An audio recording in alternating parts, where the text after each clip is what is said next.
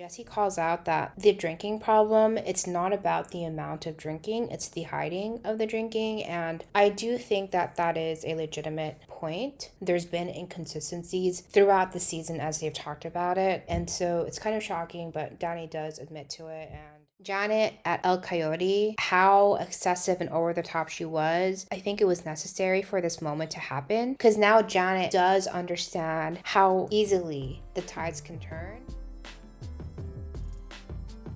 Hey guys, welcome to B-Side Reality. We are Panda And Issel, and we are a couple who can't get enough of reality TV. This channel is our space to dissect the drama, the chaos, and the wild moments. From our favorite shows, and hopefully yours too. So grab a snack Settle in, and let's dive in.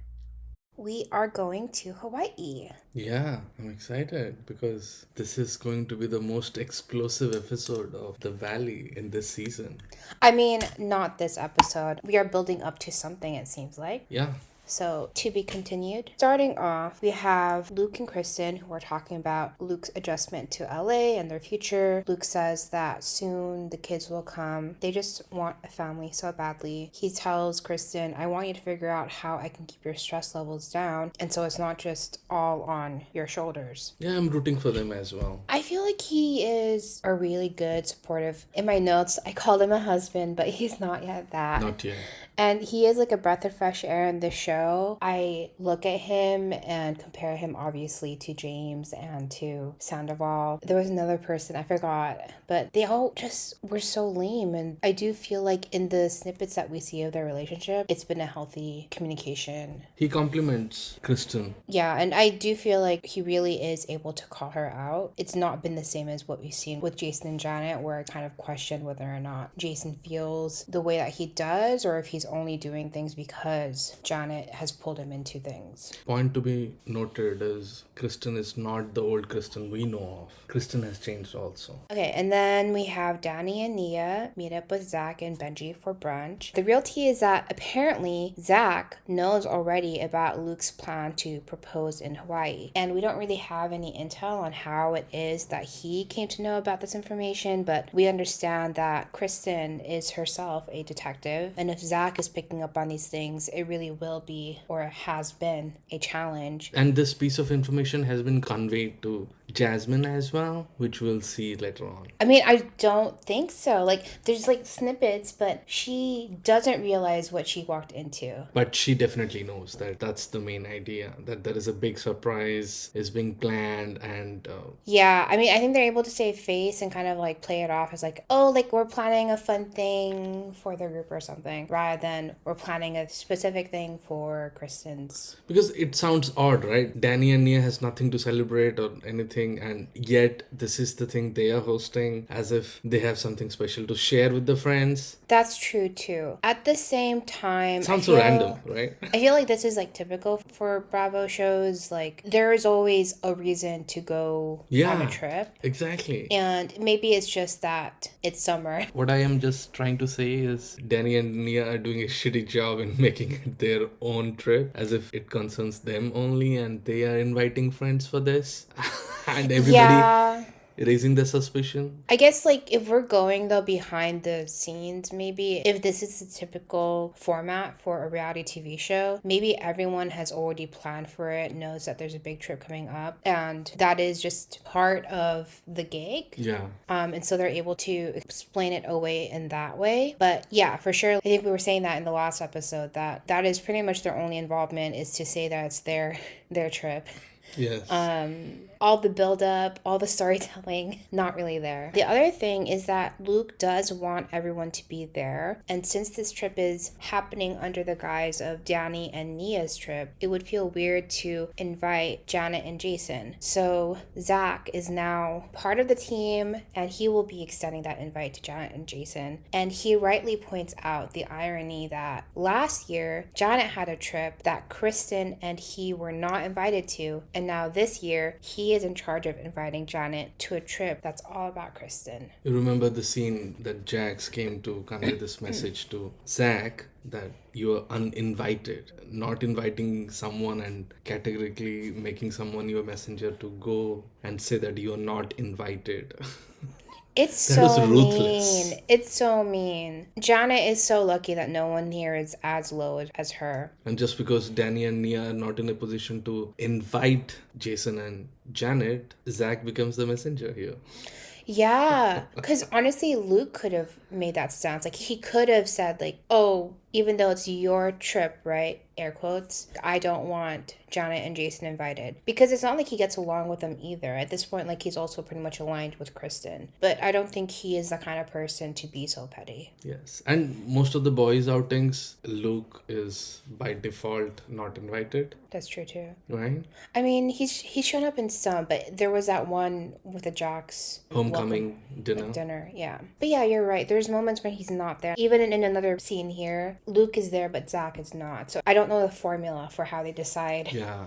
when And one of the funny thing, which please don't quote me, but I think Zack volunteered for this job to invite Janet and Jason. Anybody else could have done that, on behalf of Danny and Nia. But somehow it feels like he wants to do this, right? You didn't invite me last time, but this time I am inviting you for something. It is perfect. I'm also trying to think through, and I can't quite put every face and be like, could you invite them? But for sure, I love the irony that it is him who gets And to do I'm everything. sure he volunteered for the job. So yeah, everyone at this brunch event, this is Benji, Zack, Danny, Nia. They are now team engagement and they've all been assigned their roles and responsibilities. So everyone is doing their part to text everyone in the group the invites. Kristen and Luke get a video call and the Hawaii trip is booked. Yes.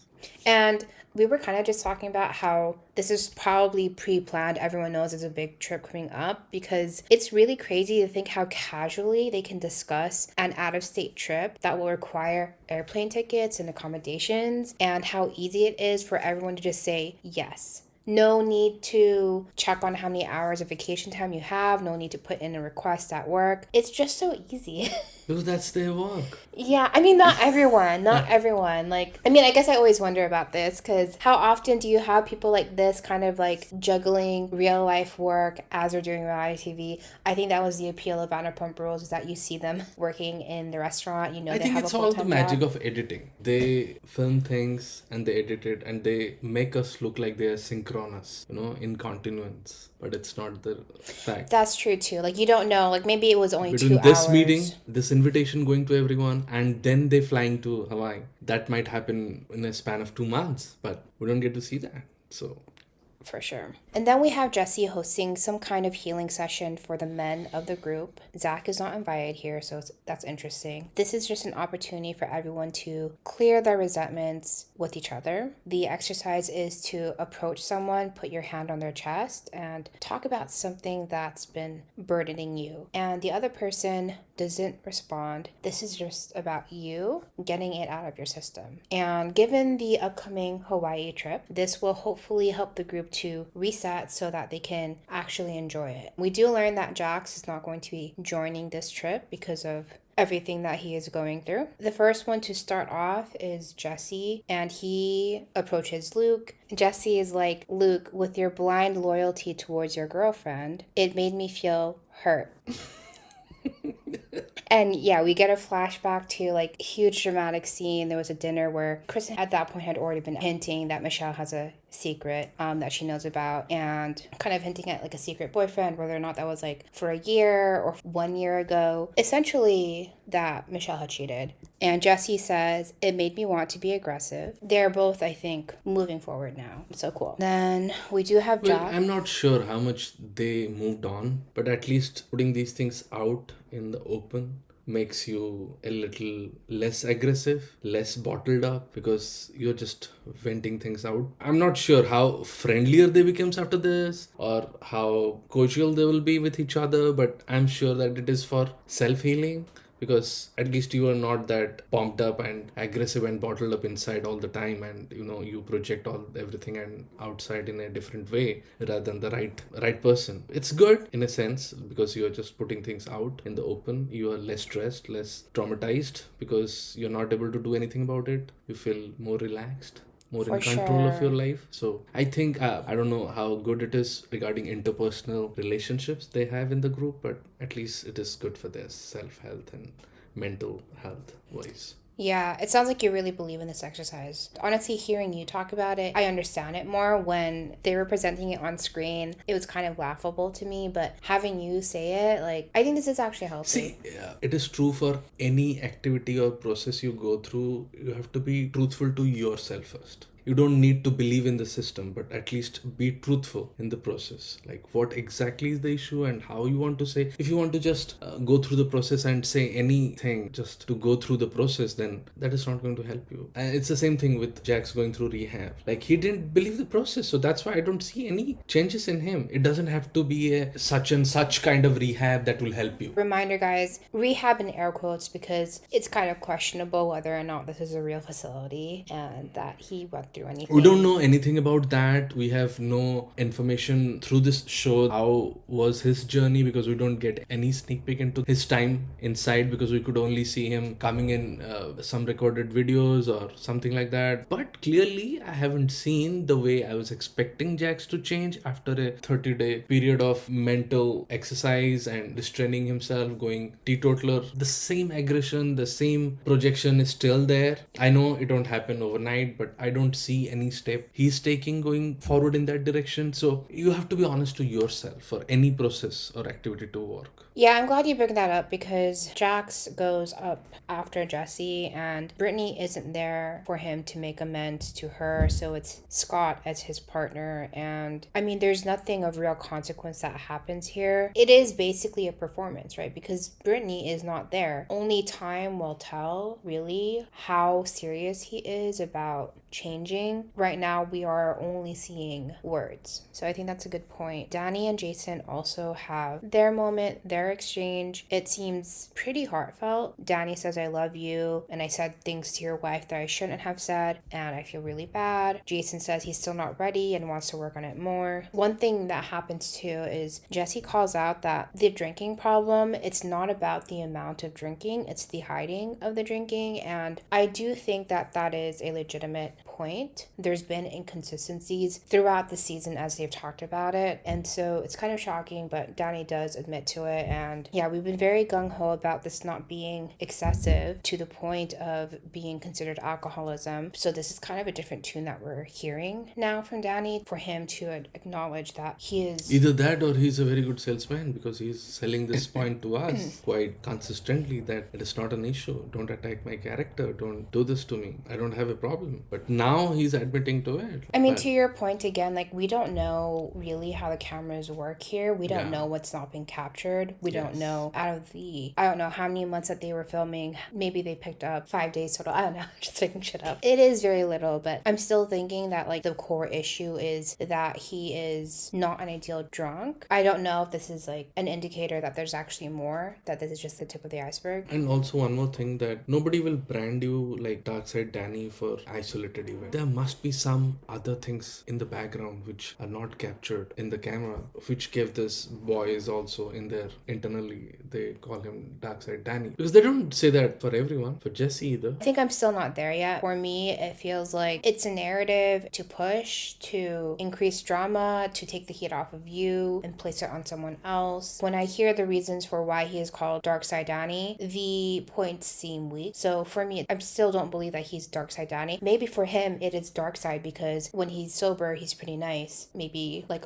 And there a is another pushover. side to this also. I'm speaking this from the perspective of Danny. Like, the moment as a father, I don't have to worry about my kids. They're in good hands and I just get this night to enjoy. I might go all in. Okay, I'm getting blackout and going to bed. I don't care, because that's the time I'm going to enjoy. Because other times I can't even have a sip because I'm around kids and taking care of them, taking care of my job, house and everything. And once in a blue moon, I get a chance to drink and enjoy carefree without worrying about anything anything else, or checking my phone every time that everything is okay or not. Maybe that's where he goes overboard. Yeah. Which is not an issue yet, in my opinion, still, which he can very much handle. Yes. Now we have El Coyote. So the girls are meeting up. There's still tension between Janet, Nia, and Kristen. Michelle early on wants to clear the air because she's heard that people are bringing up her boyfriend and the people that he slept with in the past. And You wonder from where she heard that. maybe Jesse, I don't know. But yeah, but she directly tells this to Kristen. But as we know, it's not really relevant for Kristen because it was Zack who put Jenna and Jesse in a conversation together. So Michelle is absolutely barking up the wrong tree right now. Kristen says, who even cares? Truly, I do wonder, does it matter? Does it matter that anyone's talking about Jenna and Aaron and their past? Jesse is trying to fill in some gaps in his knowledge about what happened building up to his separation with Michelle. Was there some infidelity there? Just about adding one more weapon to Jesse's ammunition against Michelle. That's it. They're not fully separated yet. They have a child in a mix. They're not yet divorced. Obviously, there has been moments when they have to interact and agree upon a certain thing jointly, how they decide and stuff regarding their house, property, baby, kid, whatever. It's not like you're divorced and your lives do not intersect. So because of that, Michelle wants Jesse to be more submissive, more agreeing to whatever she wants to do. All these things can get heated up in a conversation if he keeps on bringing things. Yeah. Right? You know, we talked in the last episode about how Michelle doesn't really get the support that she needs, and we had a question of whether or not she's sidelined. And I feel like I'm just not getting enough of what's happening between her and Jesse. Like, we have glimpses, right? But there's not enough meat for me to kind of dig into. Even in this scene, we're gonna be quickly diverted away from what Michelle is talking about to be focused again on Janet versus Kristen and Nia. There's more to be said, but I don't have anything to say. Like, I don't have enough details here. True. Things escalate from there because Kristen says that she doesn't care about anyone's relationships, and that triggers Janet, who mentions that Kristen outed her as a cheater and brought up the ring rumor about Jason. So she is affecting people's relationships. Things also escalate because Janet has butted in, and apparently she was like, a lot of people were getting buzzed or drunk off of the drinks at that restaurant. And so Janet is just very obnoxiously raising her voice and saying that Kristen is doing the dirty work, that she's been a sniper on the side, and she needs to be and will be held accountable. Kristen isn't standing for it and she leaves. Nia is struggling with the whole scene unfolding in front of her, and Janet says that it's always tears when it's intense for Nia. Kristen leaves, but Nia also says fuck you to Janet and leaves. I saw the faces of everyone at the table. It's so funny. Like, no one is enjoying that meal anymore. And I think at this point, Janet has actually crossed the line more than she has typically, because people are actually calling her out. Like, Brittany, Jasmine, and Sheena have all basically called her out for being rude or being too much. When she is sober, she's annoying, and she probably would have said all these things, but in a different delivery. Yeah. Whereas everything that she was saying today, she was so uninhibited. I mean, it's really kind of similar to what happened with Danny at Brit's night. Yeah. So how do you move forward with this storyline without being a complete and total hypocrite? Yeah. So I could see a junkie Janet. it's Jasmine and Melissa who are holding a field day for the group to play games and just get out their aggressions. There's been a lot of like therapy in this episode. Everyone wants to just like be in a good enough state for their Hawaii trip. Yes. Jenna and Sheena are referees, which is awkward given what we heard in El Coyote. Michelle thinks that Jenna is trying to hang out with her friends because of her history with Aaron. Jasmine invited Jenna for this activity, and she confessed that it all happened before the El Coyote turned ugly, so she can't uninvite her. This whole friend group has a pretty long history, and so Jenna might have been friends with the group even before Michelle entered their sphere. I feel like it's another unfortunate example of how Michelle doesn't get the support that she needs from her friends, but the thing is, her friends have other friendships that go beyond in terms of length and strength than what she has with the group. And so I feel bad for her, but unfortunately, it is what it is. But yeah, it seems like a fun day of games. Afterwards, Brittany and Janet are talking. Janet says that she has some resentment against Kristen for bringing up the ring rumor, and because it seems like Kristen did it to shift Janet's focus off of Danny and Nia, and so she sees all of them as basically like a team going after her. She started all this, so I don't know. Jax tells Kristen, "Thank you for being nice to me, at Benji's welcome home party." I've been thinking about how interesting it is how well Kristen has balanced her friendship with both Brittany and Jax, because I do think that, she was there for Brittany. Like, again, Kristen and Zack have been the strongest, most vocal supporters of Brittany, and they're there for her when she needs them, and especially during this divorce. But Kristen is also there to not just give Jax a cold shoulder. I know that you had some thoughts around this too, because I thought I love how she's been able to balance that friendship. But I still think it is a well calculated move to balance it with the lead guy of the show. You can't just write him off, provided the history they share, and I don't think it is that easy for her to write him off from her books. She's still trying to be relevant as a pacifier, as a reformer, as the force to help and guide Jax come to terms with his life and ways. She not only helping Brittany stand her ground against Jax, she also wants Jax to improve genuinely. I mean, I think the other thing too that you were talking about is potentially for the longevity of the show, maybe she's helping to create that redemption arc. Scott also referenced that in that boys healing session, that people want to see you redeem yourself. Again, there are people who don't think that Jax deserves a platform, and as we saw in the last episode, Jax was saying, my show, my show, my show. Yes. So is there a motivation there to be like, hey, you really do need to change for sure, one for Brittany, but also two for the show? Kristen was one of the first people to leave Vanderpump Rules, and so I don't think she has had the same amount of financial success as the rest of the cast, and so if this is a chance for her to keep that income, then I don't know, maybe Jax brings a certain volatility that is necessary for the show to continue, which is unfortunate because this is some dark shit. The stuff that we have had front and center for this season is just too much. Everyone is preparing for the Hawaii trip. We learn that Luke's grandmother has cancer, and he and Kristen are going to be seeing his grandmother before the Hawaii trip. He's in such an emotional state that he's not really sure how that's going to affect all the planning that they've done. So far, he does seem capable. I was really impressed with everything. The convenience of going to Kyle Chan to get the ring, and Kristen obviously knows who Kyle Chan is. And what he does. Yeah, but the fact that he can just drop off his pet gecko, I think, for pet sitting, means that there is a reasonable excuse to drop by. There's a moment too where Kristen is wondering what to wear, and I thought Luke was really smooth with it. He was like, oh, I've checked in with Nia, and she said that the girls are just aiming to look cute, so Kristen will have nice proposal pictures without knowing that the proposal is coming. That was subtle. It was subtle. I loved it. And cute. Yeah. Jax is waiting at a restaurant waiting for Brittany to show up. He thinks that she's running late until he gets on a call with her, and she says that she's not coming at all because she got a bunch of DMs from people telling her that he was drunk at the bar the night before. So again, I think this is the alcohol problem that I think is worth the discussion, because he is supposed to have gone to rehab, but he is already getting drunk, and so... Oh, and he apparently still has not seen Cruz yet, so... Some people learn the hard way, I guess. We haven't yet seen him hitting the rock bottom, I guess. Yeah. So now we are in Hawaii. Immediately upon checking into the hotel, Zack and Benji are upgraded to the presidential suite. They do have to share with Jesse. There is a little debate on screen about whether Zack and Benji should give up their suite to Luke and Kristen, but that would be such a giveaway, so they decide not to. I'm wondering... And that's good, right? I think so, but I'm wondering, is there a way to give that to them after they've been there for a few days? But that's weird, right? They've already slept in the bed. They've already used some of the facilities. It's used. Danny and Nia should have done a better job and make sure that they get the... I don't know.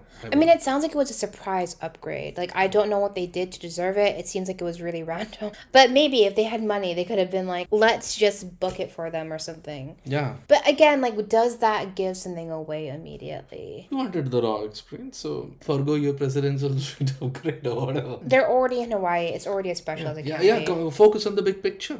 Yeah. We catch up with Aaron in his hotel room with Michelle. And that is very low of Luke to ask that, why didn't you give me? I hope it's just a joke. Hopefully he watches this episode and he realizes, yeah, that makes sense in hindsight. Yeah. Then we have Aaron in his hotel room with Michelle. He feels, I guess, the tension, like just being in the same room with Jesse. He expresses that he hopes to have family trips like this with Jesse Foolishly one optimistic. day. Michelle says that's a long way away, but Aaron is just thinking positively. Honestly, I do appreciate that attitude because people who have to co-parent, that must suck to have a dad and a mom who can't get along and just make everything. See, I am from a school of thought where I would not get a divorce in the first place for the baby if I'm thinking so much about the baby. Obviously, again, we don't have enough details. We got a little bit in like Neither the life beginning experience of the to comment season. on this. I think I get it because unfortunately, again, they are all part of this reality TV show. If they weren't part of this and they didn't have to engage with each other, there was no need for them to be sharing space all the time, maybe. But if you are putting someone like Aaron, who, and I don't know anything about him, I don't know if he's a good person or not, giving him the benefit of the doubt that he's a good person, I don't think he deserves to feel the tension of like my girlfriend and her ex and their whole dynamic. Like that sucks. It's not a welcoming space for anyone to join that relationship at all.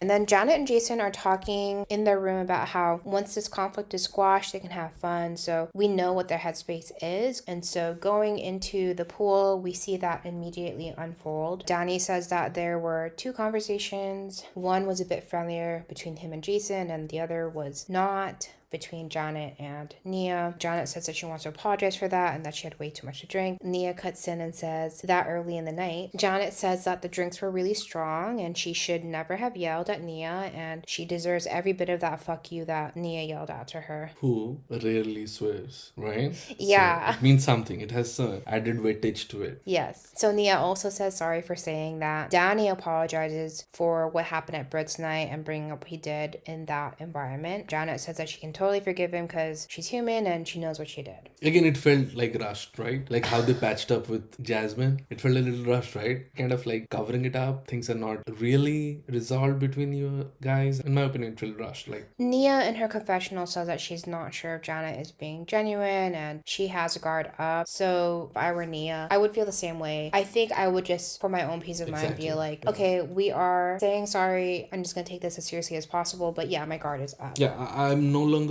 get worried or that you might attack me, so I don't have to watch my back all the time during this trip. But things are not really cool yet. You could just be like, okay, we apologize, but you're not my inner circle of friends. We are friendly, and at least there's that. There's no need for us to be hostile or in conflict mode all the time, but I know where you stand. Yeah, at least we can walk into a room and say hi to each other. That's the length and breadth of it. I do feel like one of the things that made it easier for this to actually happen is Janet at El Coyote, how excessive and over the top she was. I think it was necessary for this moment to happen because now Janet does understand how easily the tides can turn. She has this perspective now on what is a real problem. And so if she is capable of getting drunk and saying things out of turn, saying things that she doesn't mean to say because the alcohol... She want to always get the support she's getting in the group, right? She can easily be eliminated if she keeps on putting on this act again and again. Yeah, like we saw Brittany, Jasmine, Sheena, they were all calling her out for something or other. So, and she's like not getting along with half of this group. So adding on to this, I think the boys are eager to hang out and enjoy the trip really. Like Jason and Danny. And they're like, hey, but if our wives are not mending things up, we won't be able to talk to or even hang out. Like, okay, let's patch things up quickly so that we can enjoy the trip. It did feel that way. Like they were like, we were okay, but now they're... Yeah. What do you think? Our wives are not talking, so we can't be seen talking to each other, enjoying drinks in the swimming pool. Let's make them patch up really fast so that at least we can relax. Our final scene is prepping for the next episode with a huge focus on Jesse, Aaron, and Michelle. Jesse says that Aaron should have directly talked to him when he started dating Michelle about boundaries with how they like parent Isabel. The payload is locked and loaded. Yeah, we see a montage of videos where he's been struggling with everything that we've learned since this season started about Michelle, her new boyfriend, the speculation that she was cheating with Aaron prior to their divorce. Jesse says that Michelle admitted that she cheated on him. I don't think we saw that. I don't know. So you have seen Jesse trying his best to get respect from Michelle. Michelle has been exposing him, trying to out things that are not captured in camera again and again.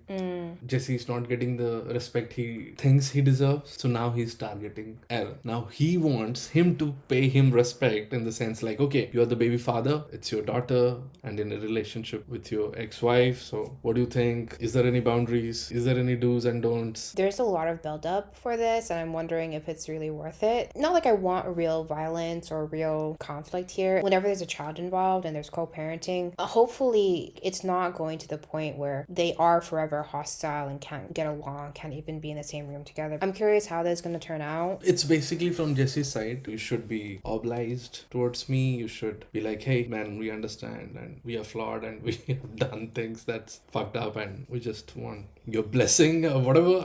It felt like that. Yeah, I mean, I also feel like this is going into territory that I just can't speak on. Like, if there are parents who can talk about this, because this thing where maybe he does feel entitlement about how they engage with his daughter, what is the right or wrong thing with what he wants there? Yeah. I can't speak to it. And maybe it's deeply personal and there is no right or wrong way that generally speaks to everyone. But yeah, if you guys have a perspective, we are open. Oh, and then one of the things that we are seeing too is Luke is struggling with his emotions. Kristen is trying to get him to open up. He's not able to tell her anything.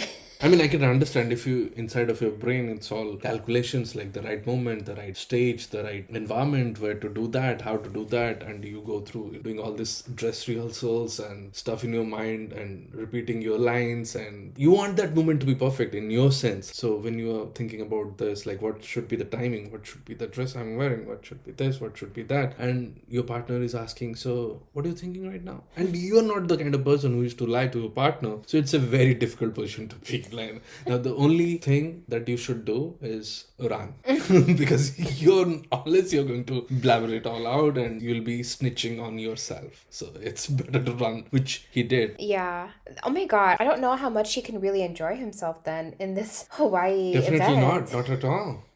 I don't think so. I will just say, I don't think there's anything that is stopping a proposal. I don't think there's anything that's going to stop Kristen from saying yes. The only question is there going to be conflict before that? And how big is it going to be prior to that proposal? I don't know. How long is this Hawaii trip? I don't know either.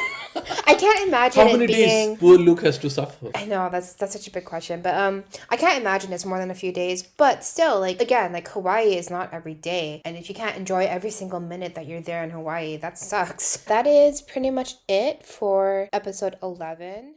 Leave a comment, and even if you need to use an alias or a burner account, we'd love to hear from you. And that's a wrap on today's episode of B-Side Reality.